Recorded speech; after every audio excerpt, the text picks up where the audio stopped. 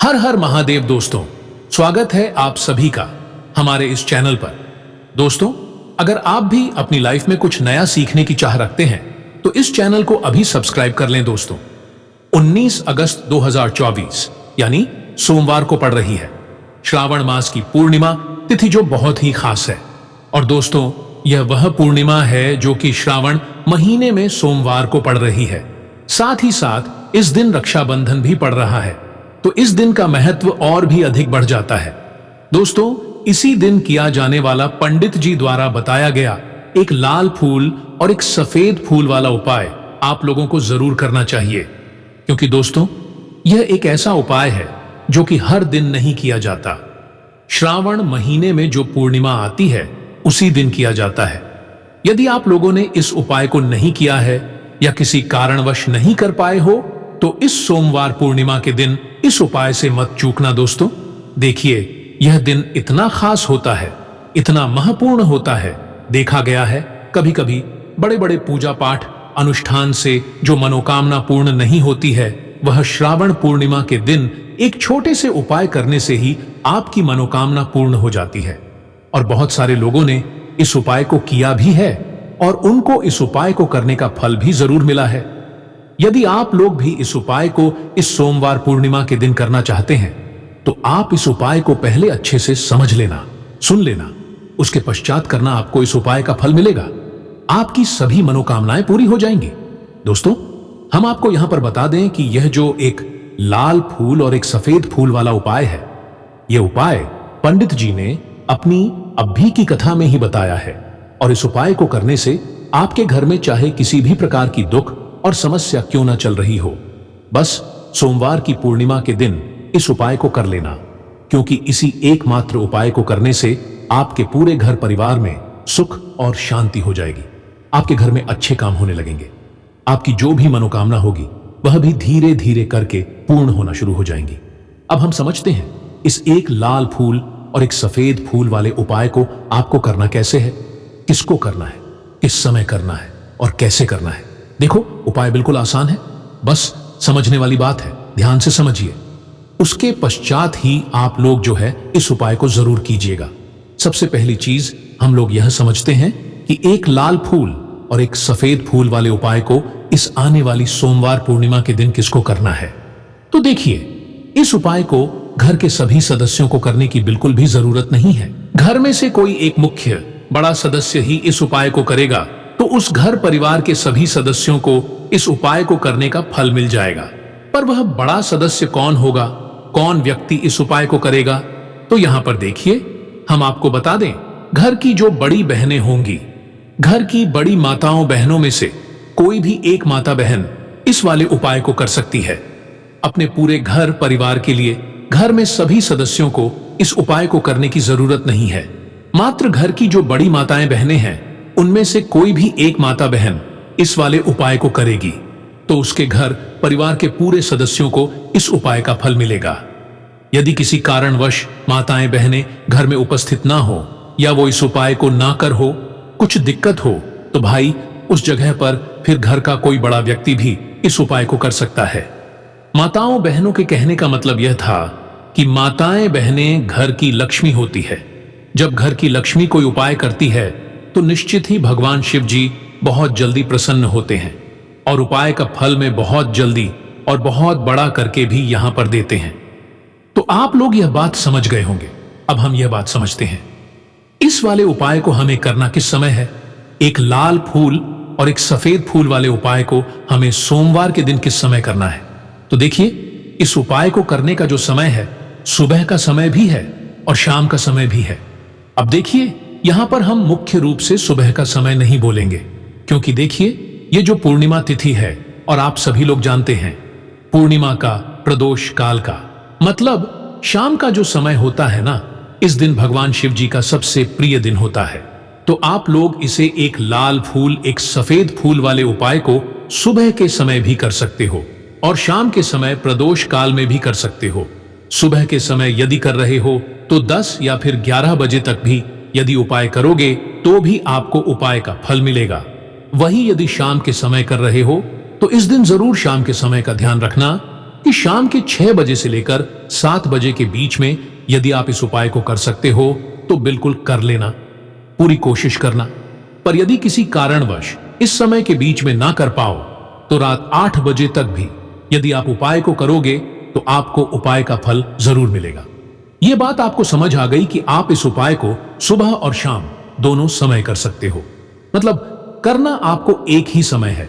घर में से किसी एक ही बड़े व्यक्ति को करना है, पर एक ही बार इस उपाय को करना है, दोनों समय नहीं करना है। आपको जो समय अच्छा लगे आप उस समय पर इस वाले उपाय को कर सकते हैं। तो चलिए जानते हैं इन विशेष उपायों के बारे में। लेकिन उससे पहले जो भी मेरे भाई मेरी प्यारी बहनें आज चैनल पर पहली बार आए हैं या मेरी आवाज आज पहली बार सुन रहे हैं, यदि आप भी महादेव के सच्चे भक्त हैं तो वीडियो को लाइक और चैनल को सब्सक्राइब जरूर कर लें और कमेंट बॉक्स में लिखें हर हर महादेव, ओम नमः शिवाय। देखो, अब सबसे महत्वपूर्ण बात आती है कि इस उपाय को हमें करना किस लिए है। जैसा कि हमने अभी आपसे बोला कि इस उपाय को करने के पश्चात आपके जीवन में बहुत सारी खुशियां आएंगी, आपकी मनोकामनाएं पूर्ण होंगी, आपकी धन की समस्या दूर होगी, आपकी पैसों की समस्या दूर होगी। अब देखिए, यदि आप लोग सोच रहे हो कि भाई हमें अपना घर बनाना है पर घर बनाने के लिए पैसा नहीं है, हमें गाड़ी लेना है पर गाड़ी लेने के लिए पैसा नहीं है, हमें जमीन लेना है पर जमीन लेने के लिए पैसों की कमी पड़ रही है, यदि ऐसी ही दिक्कत, परेशानी या किसी भी तरह की धन से जुड़ी हुई समस्या या पैसों से जुड़ी हुई समस्या यदि आपके जीवन में चल रही है तो यह उपाय निश्चित ही आपके जीवन में बहुत सारे फल लाकर दे सकता है। इसीलिए यदि आपके घर में बहुत ज्यादा दिक्कत, समस्या, परेशानी चल रही है, धन से जुड़ी हुई, पैसों से जुड़ी हुई धन की बहुत ज्यादा कमी आ रही है, पैसों की बिल्कुल आवक नहीं हो रही है, तो भाई आप लोगों को इस वाले उपाय को जरूर करना चाहिए। घर में से किसी एक भी बड़े व्यक्ति को अब इस उपाय में करना क्या है, वह सबसे पहले हम लोग लेते हैं उपाय की सामग्री। हम लोग सबसे पहले जानते हैं कि इस उपाय में किस किस चीज की आवश्यकता पड़ेगी। तो देखिए, उपाय का नाम तो एक लाल फूल और एक सफेद फूल वाला उपाय है, पर इस उपाय में कुल मिलाकर 4 सामग्री हमें लगने वाली है, जो कि पंडित जी ने खुद कथा में बताया है। और जो हम आपको उपाय बताते हैं वह पंडित जी द्वारा बताए गए होते हैं, अलग से हम कुछ भी नहीं बताते हैं। तो यहां पर हम लोग समझते हैं उपाय की सामग्री क्या है। तो देखो, उपाय की जो सामग्री है वह 4 सामग्री है, जिसमें से सबसे पहली सामग्री है एक बेलपत्र। देखो, बेलपत्र क्या होती है? बेलपत्र जो शिव की शिवलिंग पर चढ़ती है। दूसरी चीज है एक शमी पत्र। शमी पत्र वो जो शिवलिंग पर ही चढ़ता है। तीसरी चीज है दोस्तों एक लाल फूल, जो उपाय का नाम है। तो एक यहां पर आपको लाल फूल लेना है। अब ये लाल फूल कौन सा लेना है? देखो, शिवलिंग के जो लाल फूल चढ़ता हो उनमें से कोई भी एक लाल फूल पसंद कर लेना और वह कहीं से तोड़कर या कहीं से खरीद कर लेकर आना और उस लाल फूल को उपाय में प्रयोग कर लेना।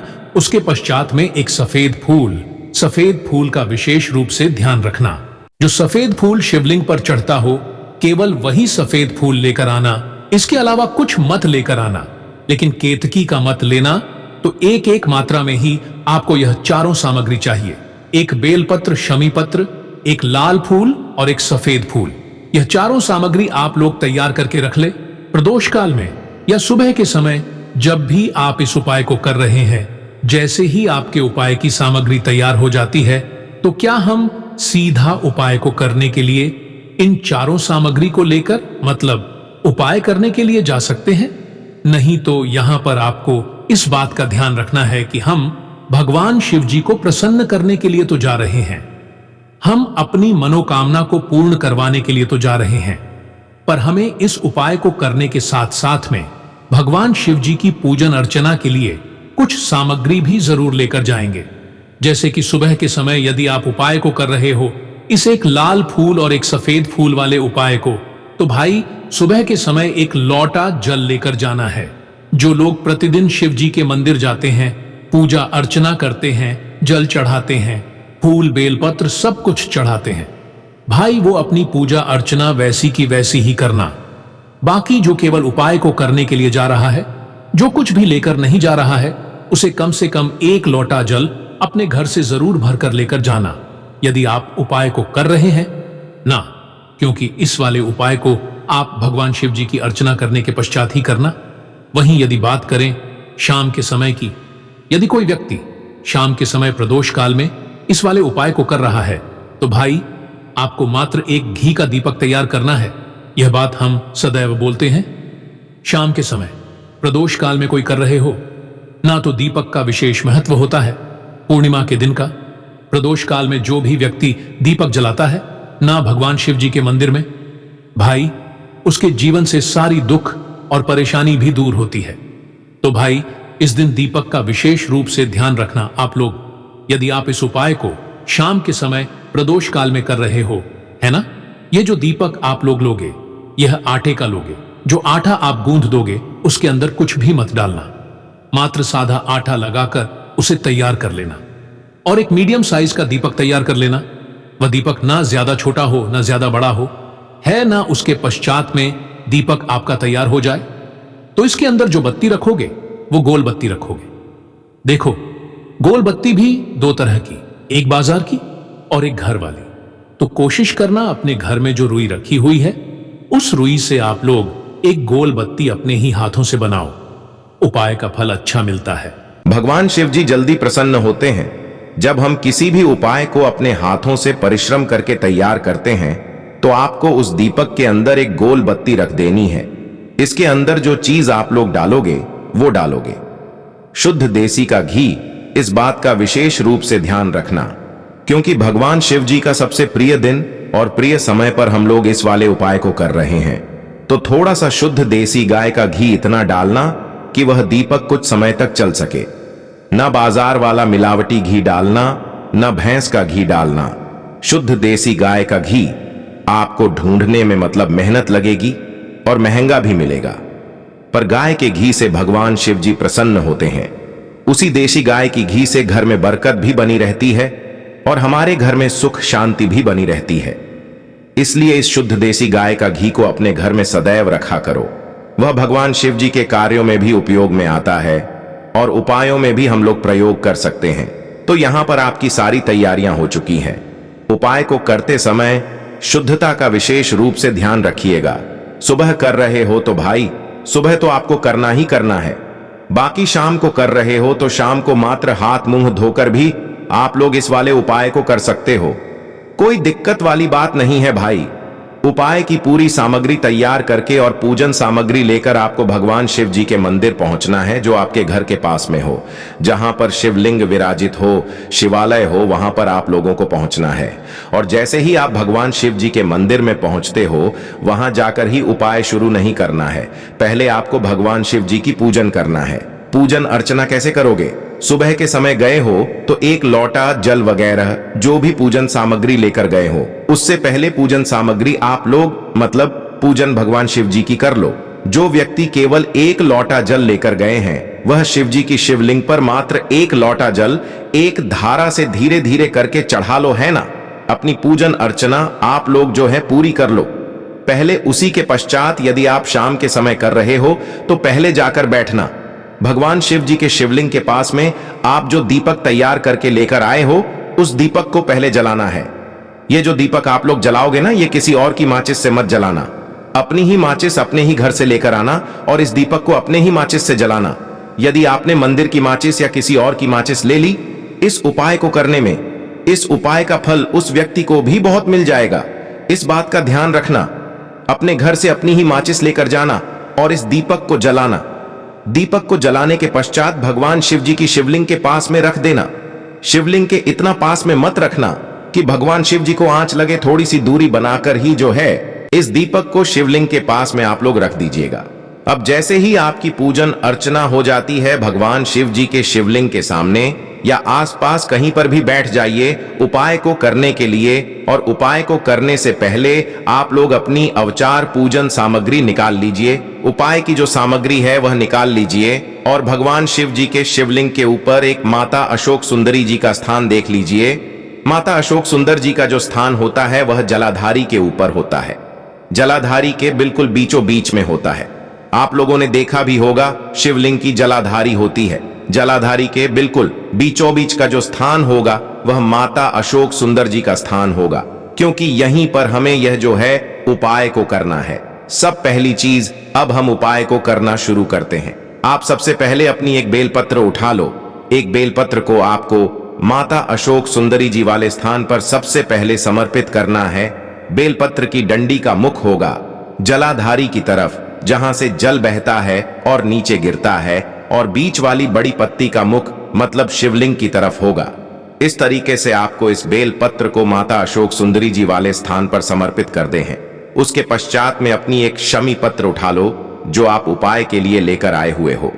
शमी पत्र को उठाकर शमी पत्र की भी जो डंडी का भाग होगा वह जलाधारी की तरफ करके, जहां से जल बहता है नीचे गिरता है उस तरफ करके, और पत्ती वाला भाग शिवलिंग की तरफ करके इस शमी पत्र को भी उस बेल पत्र के ऊपर आपको समर्पित कर देना है। समर्पित करने के पश्चात अब आप ले लो अपना एक लाल फूल जो आप उपाय को करने के लिए लेकर आए हुए हो। लाल फूल का जो खिला हुआ भाग होगा, चाहे वह गुलाब का फूल हो, चाहे कोई सा फूल जो शिवलिंग पर चढ़ता हो, भाई उस फूल का जो खिला हुआ भाग होगा वह शिवलिंग की तरफ होगा। बाकी जो पीछे का भाग होगा फूल का वह जलाधारी की तरफ, जहां से जल बहता है नीचे गिरता है उस तरफ होगा। और आखिरी में आपका जो एक सफेद फूल बचा हुआ है, इस सफेद फूल को भी आपको लेना है, और सफेद फूल का जो खिला हुआ भाग होगा वो शिवलिंग की तरफ होगा, जहां पर शिवलिंग रखा हुआ है उस तरफ होगा, और डंडी का भाग जलाधारी के पीछे की तरफ हो जाएगा, मतलब जो जहां से जल बहता है और नीचे गिरता है। जब आप लोग एक बेलपत्र, एक शमी पत्र और एक लाल फूल, एक सफेद फूल चढ़ा रहे हो, तो उस समय आप लोगों को कांता भगवान या कांता चक्र का नाम लेते हुए ही जो है इस उपाय को करना है, और भगवान शिव जी और नारायण जी का स्मरण करते हुए ही इस उपाय को आपको करना। तो जब भी आप एक बेलपत्र, एक शमी पत्र, एक लाल फूल और एक सफेद फूल हो रही है, जो भी दुख और समस्या परेशानी चल रही हो, आपको अपनी वह दुख और परेशानी जो है भगवान शिव जी से उपाय को पूरा करने के पश्चात वहीं पर पास में बैठकर बोल देना है, हाथ जोड़ के आंखें बंद करके अपनी परेशानी और आपकी समस्या से आपको मुक्ति मिल जाएगी। दोस्तों, आज की प्रस्तुति अच्छी लगी हो तो वीडियो को एक लाइक और चैनल को सब्सक्राइब अवश्य कर ले।